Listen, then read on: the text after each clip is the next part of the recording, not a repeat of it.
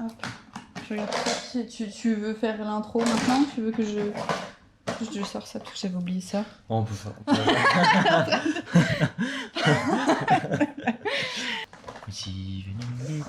oui, il y a ma petite base Pélouise là. Salut toi. J'espère que vous allez bien. On se retrouve aujourd'hui avec une fille que vous avez adorée, que vous avez kiffé, que vous m'avez demandé. Comment tu dirais que s'il y avait 500 personnes dans la salle. Trop chiant. C'est Lola. Elle nous a déjà partagé ses skills avec vous. Elle m'a fait un make-up drague la dernière fois. Et aujourd'hui, on va tenter un nouveau make-up, un nouveau style de make-up. Comme ça, on vous montre un petit peu toutes les palettes que... palettes. T'as compris? Dont Lola...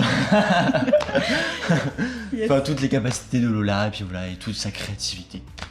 Alors là, qu'est-ce qu'on va faire? Bah, dis bonjour. Bonjour. Enchanté. Comment vas-tu? Super. Qu'est-ce qu'on va faire aujourd'hui comme maquillage? Moi j'avais envie, enfin, en fait je dis édito mais en vrai c'est pas vraiment édito parce que... Enfin je sais pas, en tout cas j'ai un dessin. Ouais, j'ai une chose, sauf que c'était drague, donc c'est drague édito, c'est pas la même chose que juste édito, Ok. parce que là il n'y a pas la volonté de particulièrement féminiser, donc en gros, je sais pas si on voit, non je pense qu'on voit rien, je pense que c'est tellement... Plus on rapproche, moins on va, j'ai l'impression. Bon, vous découvrirez le résultat final. Ouais, bref. Spécial, enfin, je m'inspire de Un trucs peu. que je vois sur Insta, un peu qui jouent avec les codes du maquillage et tout. Moi, j'aime bien ce genre de choses. Et en fait, je dis édito parce qu'il y a un aspect un peu glossé qui fait vachement édito, tu vois. Alors du coup, comme vous le savez, le concept de cette vidéo n'est pas de faire un tuto make-up. Vous allez juste découvrir un petit peu les skills de Lola et le résultat final. Mais on va, pendant que Lola me maquille, discuter un peu de sujets et d'autres. Des sujets qui risquent d'être voilà, Intéressant. intéressants. Voilà. Du coup, on va commencer la vidéo tout de suite. Ok, ferme. Je vais peut-être te mettre une petite barrette si tu demandes. De toute façon, je te boucle les cheveux après. Donc Genre. on s'en fout. Je suis rentré chez moi comme ça, avec les boucles et tout. Tout à fait. Oh, merde. Non, moi j'aurais des boucles. Moi j'aurais des boucles faites par une professionnelle. Je t'ai montré la photo de moi qui essaie de me boucler les cheveux tout Non. seul. Je vous la montrerai, je vous la mettrai.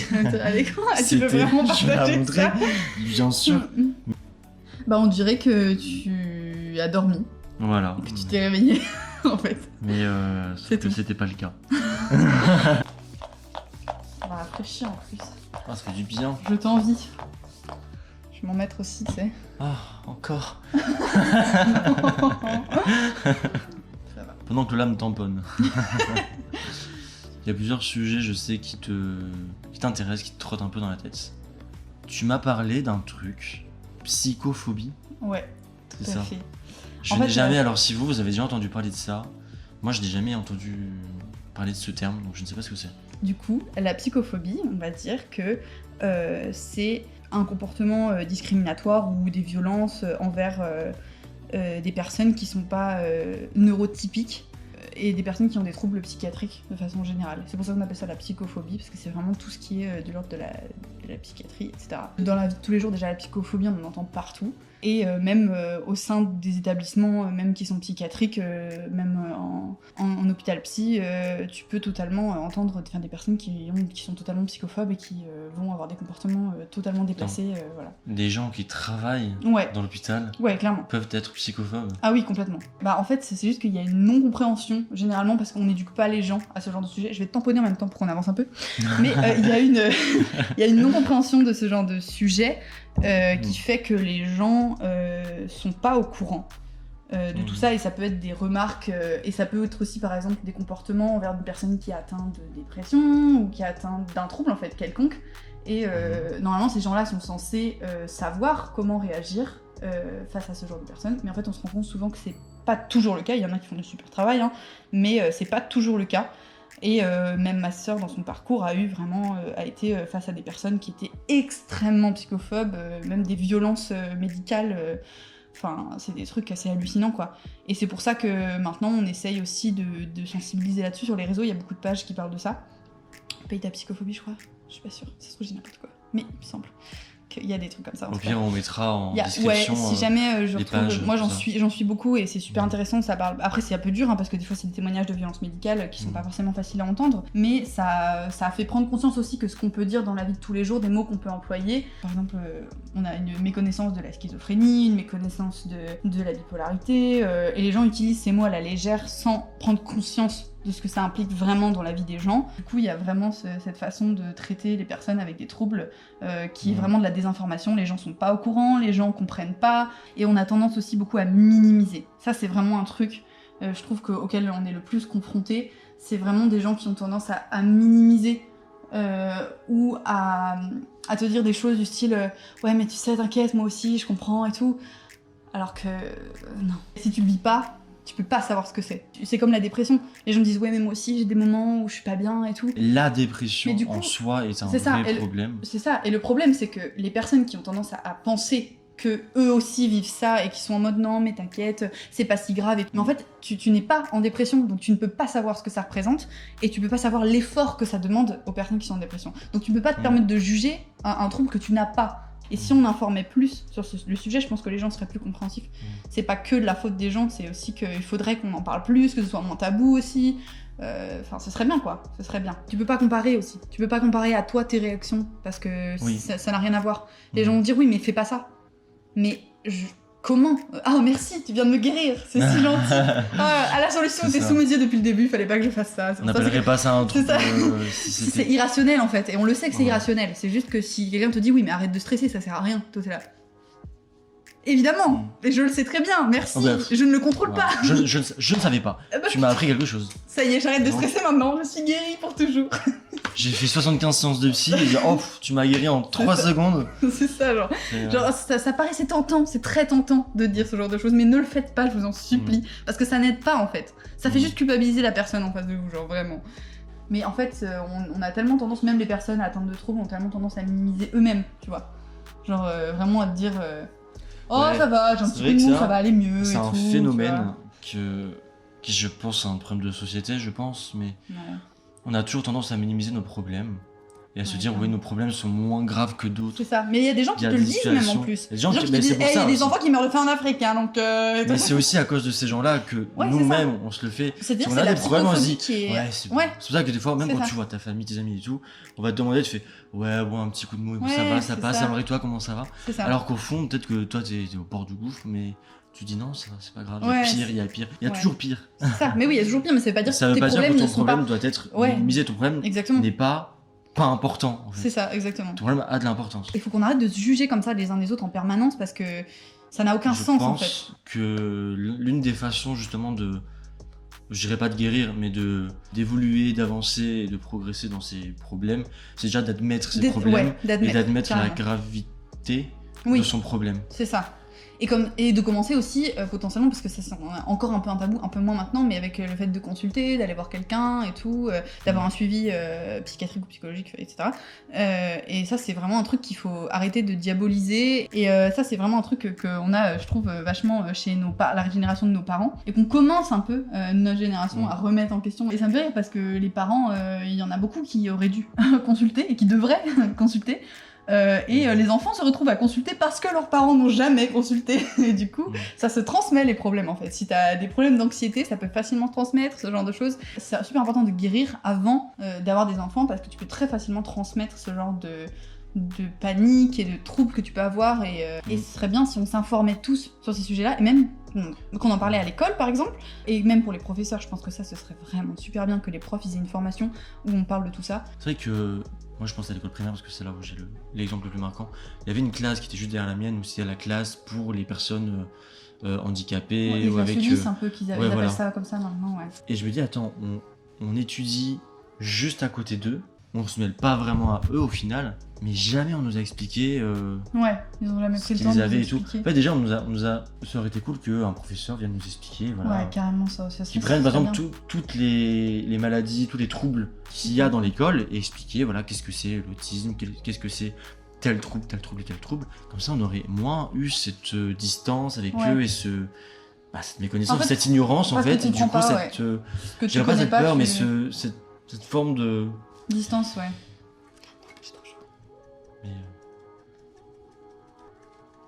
Désolée, faut que je m'aère un peu là, je vais mourir, je crois.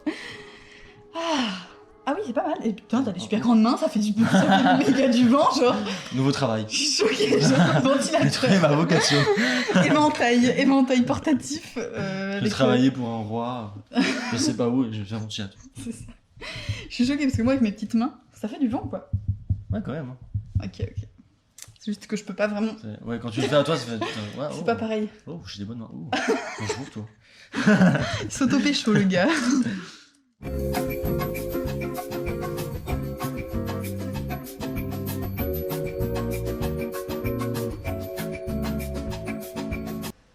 Il y avait le sujet aussi de la parentalité qui m'intéressait et tu m'avais dit que ça t'intéressait aussi. Moi en tout cas c'était plus dans l'idée du désir d'être parent et aussi de comment construire un enfant, l'éducation d'un enfant. Donc voilà, c'est des sujets qui m'intéressent beaucoup. Donc toi c'était plus pourquoi que ça t'intéresse comme sujet? Oh, moi ma famille. Ouais. Enfin moi de toute façon tous mes problèmes actuels sont causés par mon enfance. Par rapport à ton enfance. Ouais. Enfin mon enfance, je dis enfance, ça va jusqu'à mes 16-18 ans. La façon dont on va gérer un enfant, ça va impacter énormément sa vie future. Et c'est pour ça que moi je trouve qu'il y a un stress immense avec ça. Parce que je pense que là en ce moment on prend conscience d'à quel point l'enfance construit les personnes. Et je pense qu'il y a toujours la peur de reproduire les choses que tu as vécues. Tu vois, en mode... je veux pas, surtout pas être comme mon père, je veux surtout pas être comme ma mère et tout. Souvent, nos parents, ce qu'ils ont fait, c'est que comme ils ont pas pris conscience que c'était des traumatismes et que c'était quelque chose de négatif, ils vont reproduire la même chose. Et nous, je pense qu'on est une génération, de plus en plus, on essaye de briser. Et que du coup, il y a plus de stress chez notre génération, de l'envie de bien faire et de s'impliquer bien. Je pense que c'est une prise de conscience qui est un peu récente, bon, qui est pas non plus encore incroyable, hein. Il y a encore beaucoup de progrès à faire. Mais en tout cas, j'ai bon espoir pour le futur. Je sais pas ce que t'en penses, mais... Mais non, mais c'est vrai. Moi, par exemple, j'essaie de ne pas du tout ressembler à ma mère, par exemple. Tu penses avoir des enfants un jour? Je te coupe. Oui, il y a... Alors, ça c'est un truc qui t'intéresse ou pas? Ça, c'est... Alors, est-ce que ça m'intéresse? Alors... c'est quelque chose que tu envisages? Je l'envisage, mais là, cet été, je sais pas vous, mais partout... Sur les réseaux, j'en voyais partout. Depuis 2 mois, pareil. Je vois des gosses, mais des gosses, même tu dis qu'on a 2 ans, 3 ans, 4 ans, je vois des gosses partout, dans les métros, dans les trains, dans les... tout partout. Et je suis toujours coincé avec eux. Et ils me cassent les... Ah bon? Tout le temps, parce que ça crie, ça pleure, ça fout le bazar. Ça... Oh, moi j'adore les enfants, j'aime trop les enfants. J'étais dans le train. Non mais attends, écoute. Alors écoutez-moi bien. Oui, ça peut être chiant, certes, ça peut être bruyant. J'étais dans le train enfant, avec, il y avait une fille et un garçon. Ouais. Et la mère.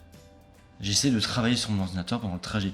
Le trajet est long, on est tous là, on est tous collés, on est tous coincés ensemble durant le trajet. T'as les enfants qui n'arrêtaient pas de crier. Il y avait une fille, alors la petite fille, faisait des acrobaties. C'est tellement... Non mais attends, elle faisait des acrobaties sur les dossiers, des sièges. Tu l'assis. Bah ouais, mais non. Écoute Charlotte, te calme maintenant. Elle me me balançait ses jouets dessus. À un moment donné, elle est venue. Le gosse, donc le frère, qui s'est agrippé à mon accoudoir, qui faisait comme ça. Et qui essaie de me toucher et tout. Tu vas te calmer, on n'a pas élevé les cochons ensemble. Genre... Mais la mère, elle a rien dit du tout, elle a pas dit. Mais la mère, je pense qu'elle devait être. Elle devait plus en pouvoir, ouais. Je pense que soit elle a trop l'habitude de laisser ses gosses faire foutre le bazar. Parce que le truc, c'est en vrai, c'est dur. Hein. Je sais qu'un enfant, c'est dur à tenir. Je sais. Mais quand tu es avec plein de gens, genre là, t'es dans un train, t'as pas d'échappatoire. Oui, c'est donc ça. Si t'as un minimum de conscience et de respect pour les gens, tu vas essayer de faire en sorte que tes enfants soient pas. Oui, au moins de leur dire. Les gens, au moins de leur dire. Elle a jamais fait une seule réflexion. Voilà, genre, moi j'étais excédé, j'essayais de travailler. Ouais, genre, c'est sûr. je pouvais plus. C'était mon coup de gueule. Mais en vrai, c'est tellement compliqué d'être parent et il y a tellement de façons de l'être que j'essaye de pas juger ça. Et il y a des fois des choses, il y a des enfants qui sont hyper actifs et tout, à gérer c'est vraiment très dur. Donc du coup peut-être que y a de ça, tu vois, qui fait que du coup elle a pas réagi. Tu vois, j'essaie toujours de me mettre à la place des autres, mais je comprends que ce soit hyper irritant pour toi en vrai. Je conçois totalement. Le truc c'est que j'ai vécu ce genre de situation là, mais tout l'été, et du coup j'en peux plus. Et du coup pour revenir à ta question initiale, oui ça m'intéresse. Oui.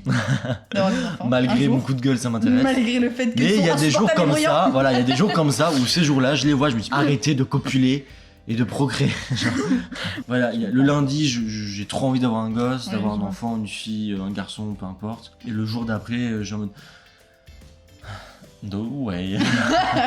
Maintenant, j'avoue que pour l'instant, j'ai pas encore d'enfant, donc je préfère en profiter un peu, prendre soin de moi et de prendre mon temps. Et comme ça, quand j'en aurai, oui, peut-être j'irai dans Parce que tu vas perdre au moins 10 ans de ta vie. Voilà, clairement. Profite. 18 ans. Je préfère être pas optimiste et me dire 10 ans, parce que après la dixième. Parce que si t'en as plusieurs, après, c'est plus de 18 ans. Comme ça, ce sera. Il y en a un qui part, le deuxième il part, le troisième il part. Allez, hop. Allez, t'accouches, tu remets le deuxième en route. Mais du coup, pour revenir à la discussion de base.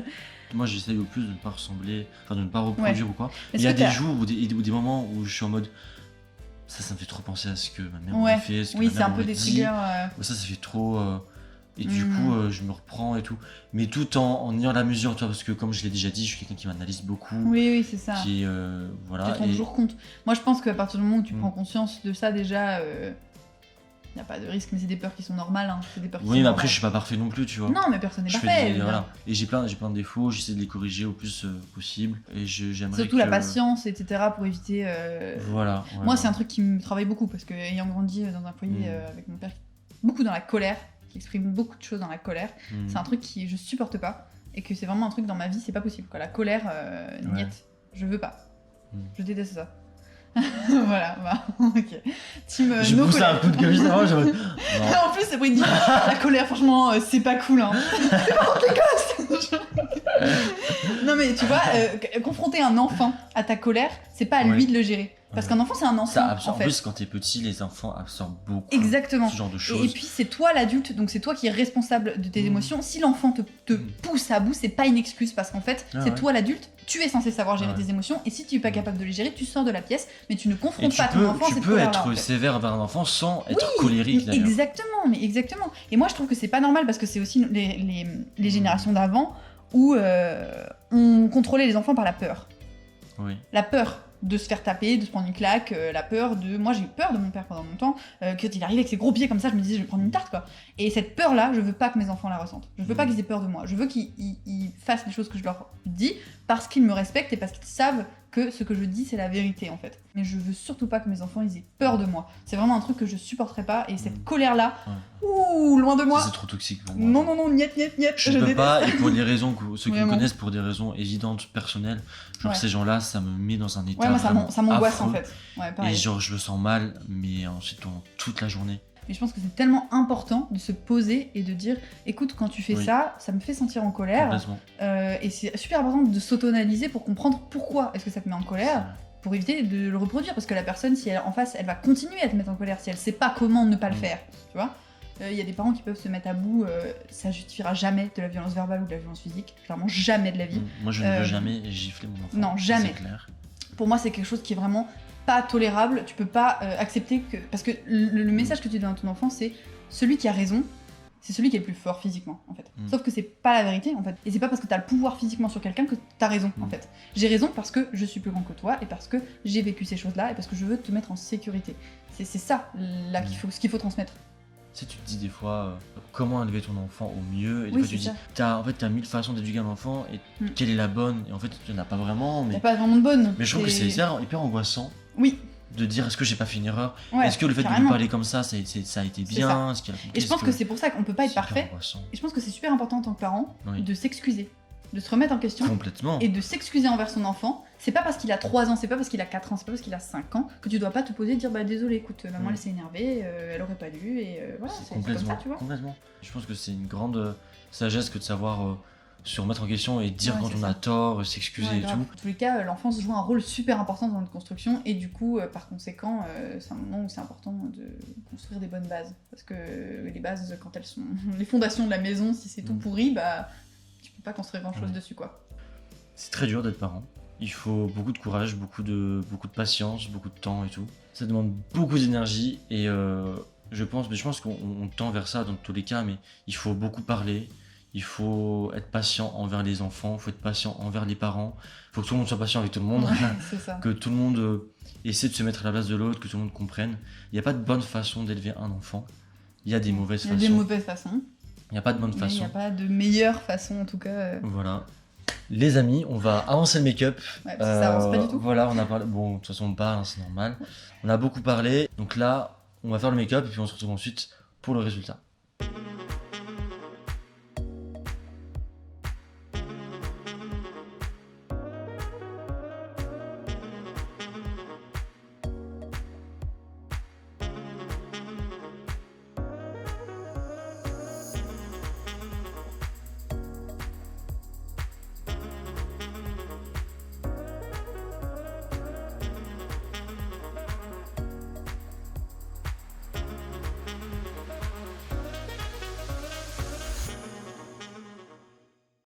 Beat go hard with a bang. I just bang my way to the bank. Beat go hard with a bang, bang, bang, bang, bang. Beat got down on all four, tight down, strapped up, face in the floor. Ass in the air so high you can soar. Go with the rhythm and go with the force. Go with the bankers, know that there's more. Breaking the door, they know what it's for. Beat is so hard that it bangs on the walls. I just left the beat of a brand new car. I like how it feels on my butt when the bassline hits. Don't need the body, just drums and shit. Let's bang to the bank, put it on repeat. Good girl like a good time looks sweet. Good girl like the good wine from friends. A good beat that makes her body dance. Everything's taller, everything's grand. Thanks to the beat and thanks to the bank. Beat go hard with a bang. I just bang my way to the bank. Beat go hard with a bang, bang, bang, bang, bang. Back on the beat like a sick addict. Took a short time off, fell in love real quick. Babe, I'm the puss you wanna be with. Soft and smooth, give a gentle kiss. Silky tongue, I teach 101. Gonna make 'em come like a water gun. Lips sweeter than a sticky bun. Life is fun when you got the funds. I ruled the kingdom, King Kong. Yo les amis, ça y est, le maquillage est terminé. Voilà ce que ça donne. Voilà, je sais pas si ça c'est net ou pas. Avec les cheveux bouclés, c'est canon. Avec un petit crop top magnifique, ma chérie. Qui m'appartient totalement. Qui t'appartient. D'ailleurs, c'est très serré au niveau des bras. Et puis voilà, un super beau maquillage glossy, Ouais. basé sur.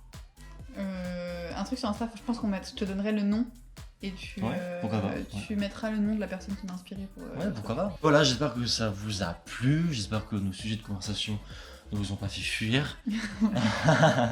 Bah écoutez, voilà, c'est la fin de la vidéo. Si ça vous a plu, n'hésitez surtout pas à mettre un pouce bleu, à commenter ce que vous en avez pensé du make-up, voilà, votre avis aussi sur la conversation.